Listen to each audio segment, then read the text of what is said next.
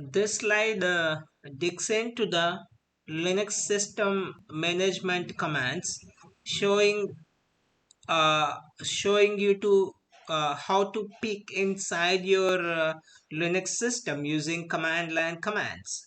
After that, we show you a few handy commands that you can use to work with data files on the system. So let's begin with peeking at the processes. When a program runs on the system, it is referred to as a process. To examine these processes, you need to become familiar with the ps command, the Swiss army knife of unities. So it can produce lots of information about all the programs running on your system. So unfortunately, with this robustness comes complexity in the form of numerous parameters, making the ps command probably one of the most difficult commands to master. So most system administrators find a subset of these parameters that provide the information they want, and they stick with using only those. That said, however, the basic ps commands doesn't really provide all that much information. So let us go here and uh, move it to the right side of your screen. Then let me clear it off. ls clear. So let me give ps. So this is what a ps do. PS will give you PID, TTY, time, CMT.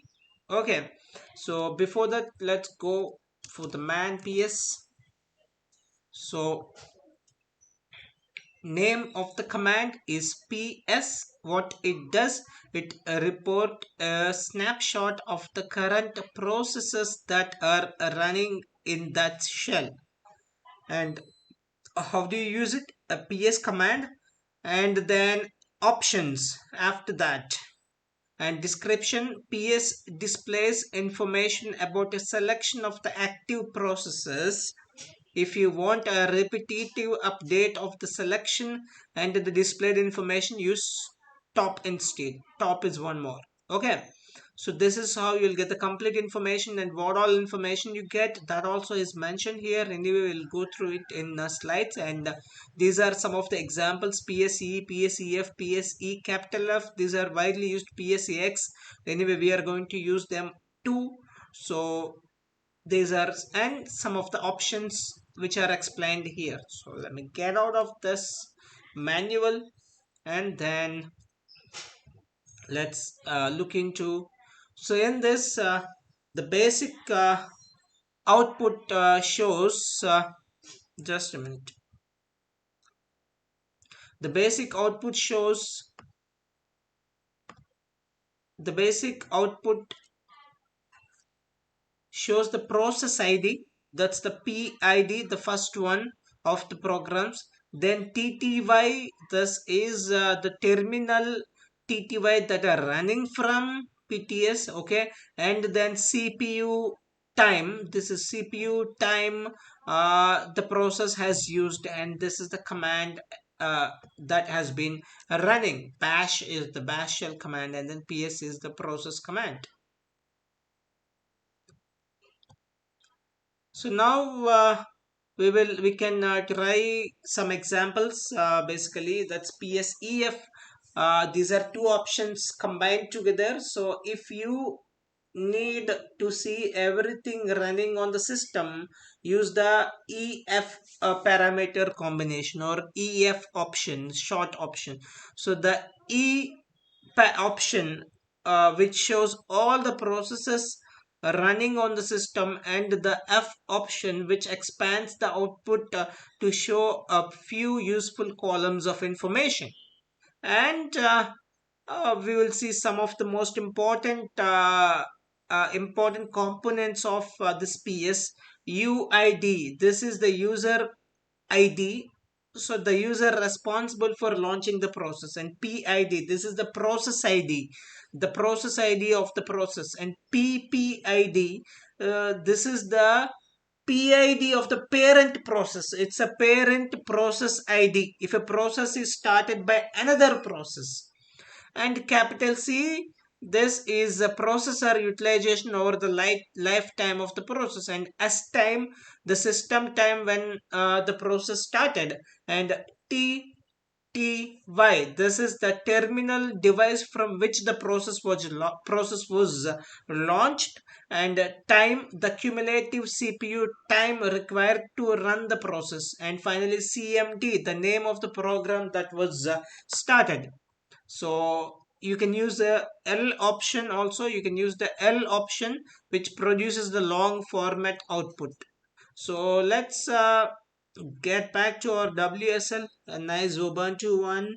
And um, before that, okay, anyway, so before we jump into that one point, I just want to discuss is PSEF. We have discussed if you need to see everything running on the system, so that time we use this, and then L parameter also we have discussed. So now let's jump into the uh, okay. So here what will we do is man ps is done. Let me clear the screen now. So let's do pse and see.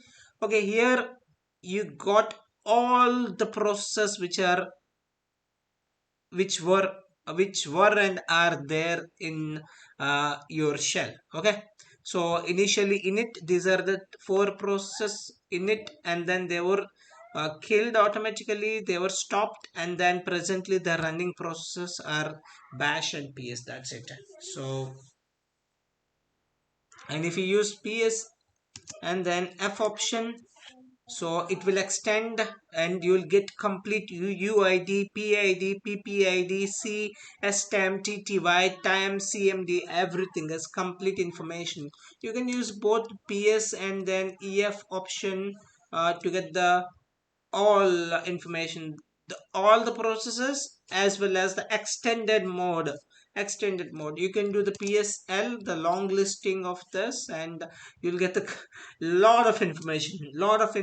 Too much information will be killing.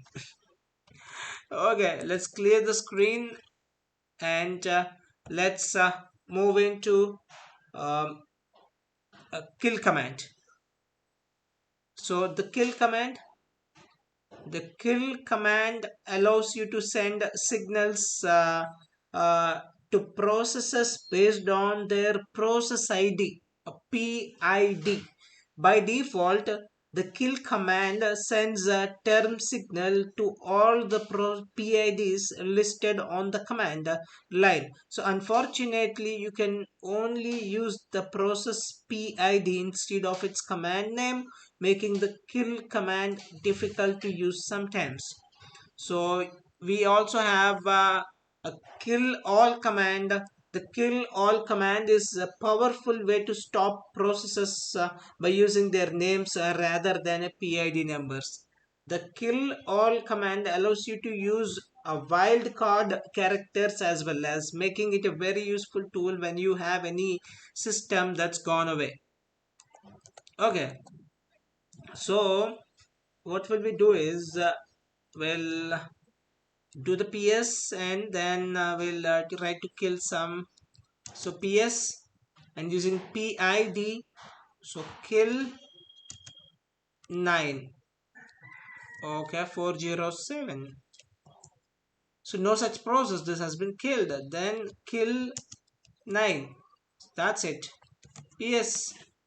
So okay, this is how you can use it, or you can just say kill all and http if there is a service. Of course we do not have that service, but you can use the kill all to kill services also. So this is how you can use kill and kill all.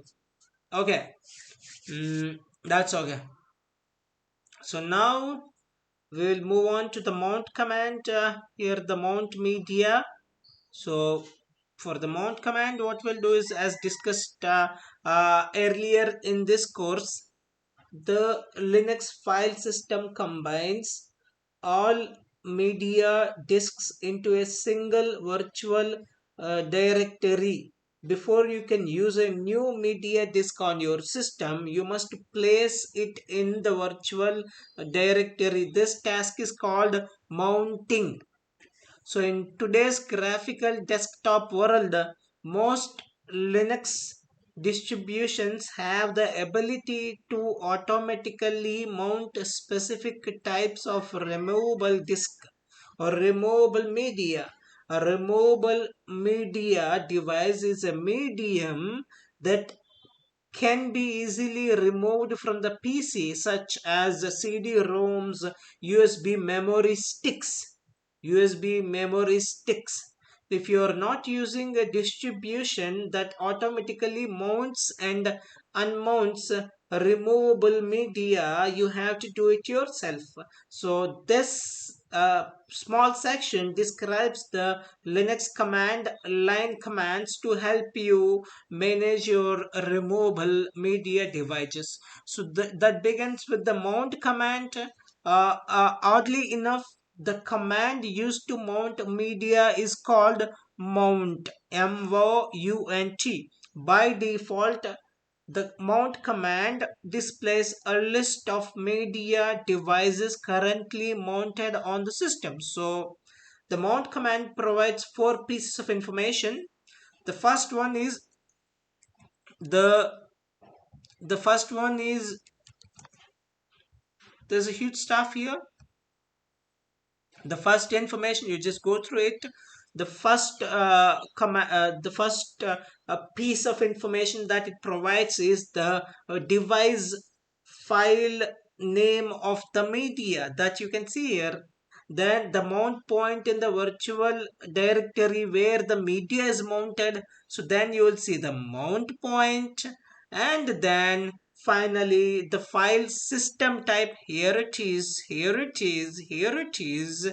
And the access status of the mount media, the access status of the mount media, and inside that you will have a lot of other information.